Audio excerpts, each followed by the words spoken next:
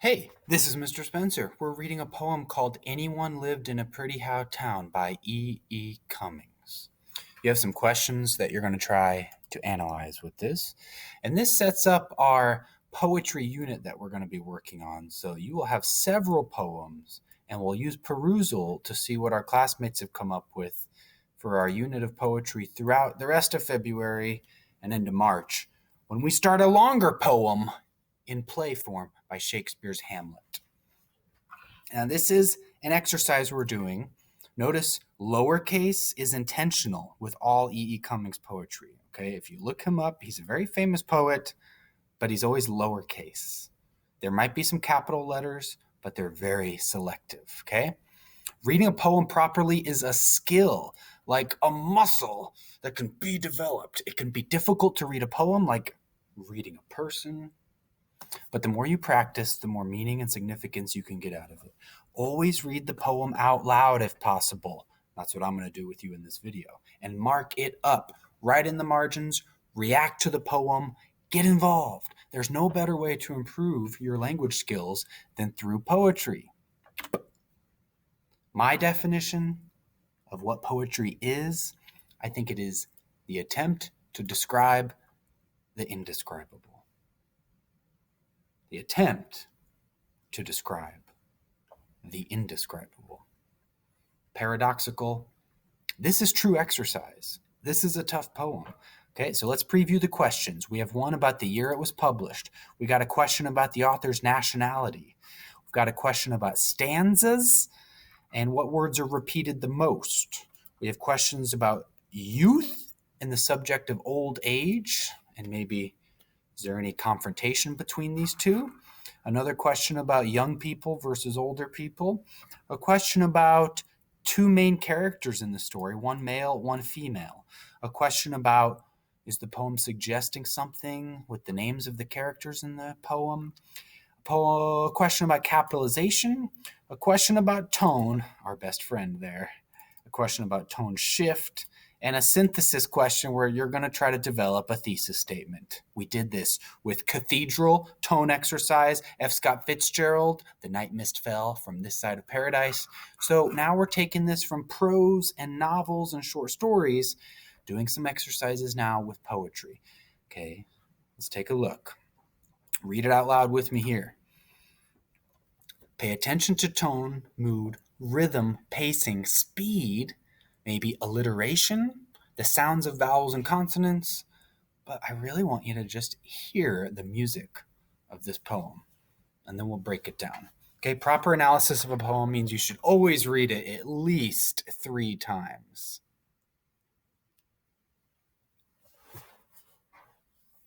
Anyone lived in a pretty how town with up so floating many bells down. Spring, summer, autumn, winter. He sang his didn't, he danced his did. Women and men, both little and small, cared for anyone not at all. They sowed their isn't, they reaped their same. Sun, moon, stars, rain. Children guessed, but only a few, and down they forgot as up they grew. Autumn, winter, spring, summer, that no one loved him more by more. Wind by now, and tree by leaf. She laughed his joy, she cried his grief. Bird by snow, and stir by still. Anyone's any was all to her. Someone's married their everyone's, laughed their cryings and did their dance. Sleep, wake, hope, and then they said their nevers, they slept their dream. Stars, rain, sun, moon, and only the snow can begin to explain how children are apt to forget to remember, with up so floating many bells down. One day, anyone died, I guess, and no one stooped to kiss his face.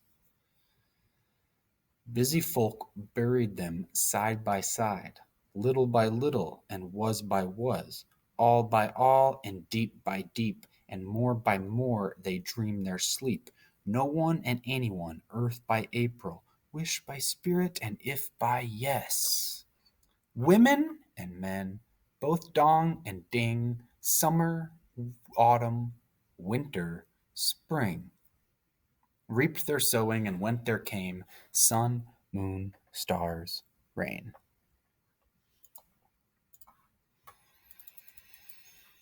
Okay.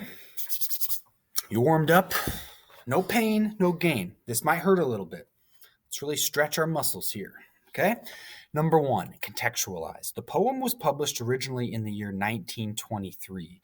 Given this information, what conclusions could you infer based on history, literary movements, or possible thematic ideas? Okay, what do you think of this? 1923. U.S. history class. What have you learned in U.S. history? 1920s. Was it a great time? Was it a Great Depression? In the 1930s, things start to crash. 1920s, things seemed pretty exciting for a lot of the country. So we have, after a war, the war to end all wars, World War I, much of America was prosperous and capital was increasing. The wealth of the nation became like a bubble, like a balloon, elevating, ebullient. I'm going to use that word. I'll look it up. It's a pretty good word. So, just some possible ideas. Literary movements. I could also say this was a period of literary modernism, akin to Fitzgerald, Hemingway, and radical experimentation with literary forms and types of narrative. Seems good. Skyscrapers, airplanes, radio. World War I was over, but we had radical experimentation with literary forms and types of narrative. 1920s. Okay, so if I told you that E.E. Cummings was an American author, see that flag right there? And that this poem's subject features the town, what connections could you make about possible themes or cultural contexts? Are towns in America any different than towns in other parts of the world? Or is there something universal that all small towns share? So what can we say? American towns, what can I say about these? I'm trying to make this a little bigger.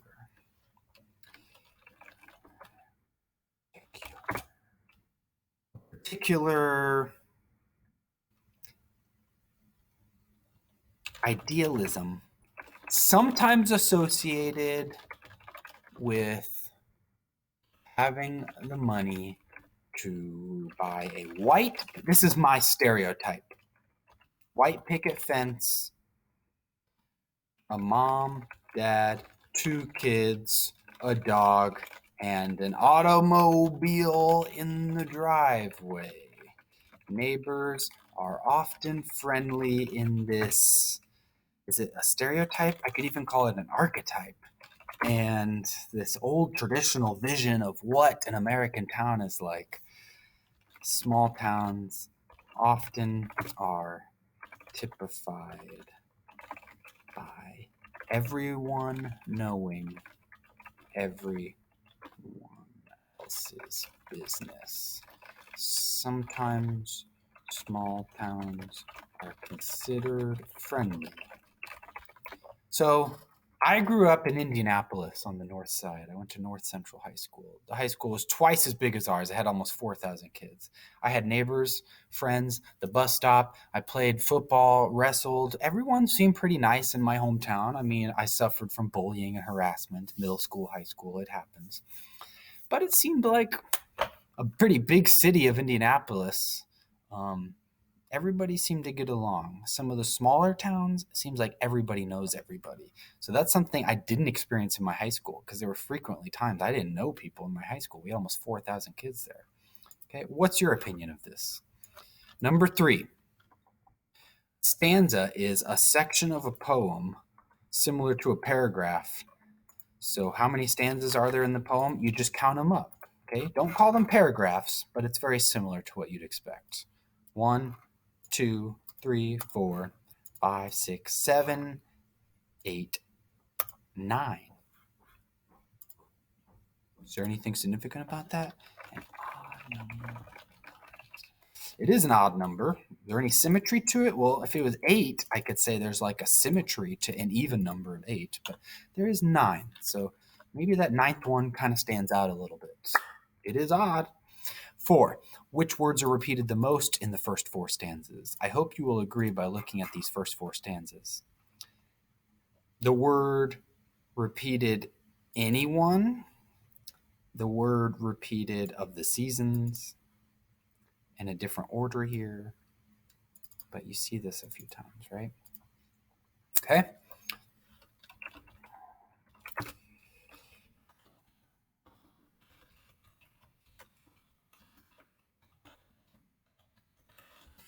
And we'll see that again throughout the rest of the poem, but that's definitely established in the first 4 lines. Okay. So the poem appears to deal with a confrontation between youth and old age. Do you think old people resent or are overly judgmental towards young people? Okay, we have this painting here that kind of shows a typical town, factories in the background, second-story apartment buildings, people sitting out. This reminds me of Cracker Barrel, if you've ever been to that restaurant. And some old men looking out on the town. Do you think old people resent or are overly judgmental towards young people? It's your opinion. Number 6 also, do you personally feel that young people naturally resent or are overly critical of much older people? Contrast that. My opinion is that yes, okay, boomer, there are so many memes and stereotypes related to these generation gaps. And I think some of the biggest disparities and differences that emphasize the contrast between young and old are technology and how we relate to each other. I think older people relate to each other in a different way than younger people relate to each other nowadays. So how do you interpret this? How would you articulate that? Okay, that's your opinion. I can't really write number 5 or 6 for you. Number 7, here's the trick, the most difficult part of the poem. There's 2 main characters, but their names are lowercase. Who are the male and female characters in this poem? Look at lines 25 through 27 carefully. Who died? Who mourned their death?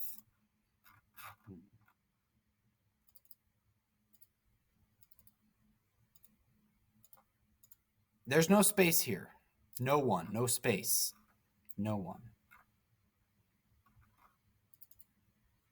It's not uppercase. Nothing is actually uppercase in this poem, except that word right there. See this one again. So we're talking about repetition. We already had a question on that. Okay, oh, here's this one here. I'll use that color. You see this? Are you seeing this? Is this a possessive apostrophe S? Does this show possession? Who's this? Is this singular or plural? Looks plural. A plural group? Who's this? Singular or plural? Looks plural. Yeah, that's plural. But then we come here, a singular person. A singular person? Do they have an identity? Where are they? No one, anyone. Do you understand? No one, anyone. Who were they? They dreamed their sleep. Who were they? One of them died. Who were they? One of them stooped down to kiss his face. Who is his? Anyone is male?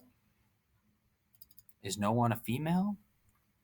Is this binary, cisgender? It seems like that would be a way to look at the poem. Anyone lowercase.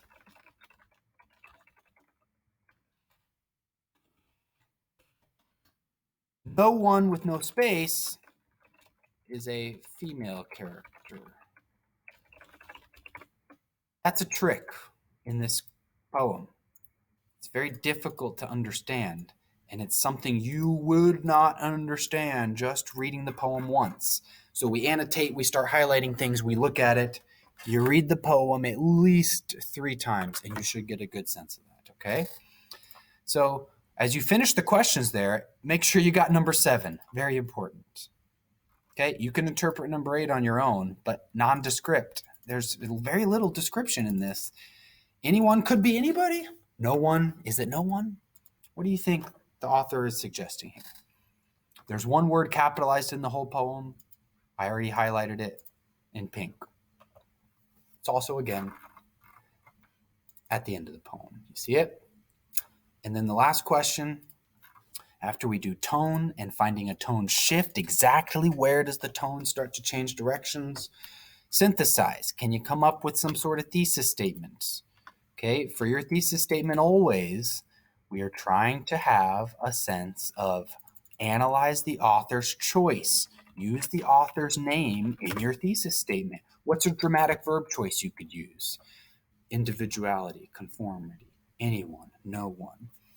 Maybe challenges traditional social expectations related to how we find meaning within context of our communities, either local or universally. I'm not sure. This is my rough draft, okay? See if you can come up with one better. Rewind the video, pause it, reread the poem, finish these questions. There's 12 questions, and then turn them in. Okay, this is Mr. Spencer signing off. See you later.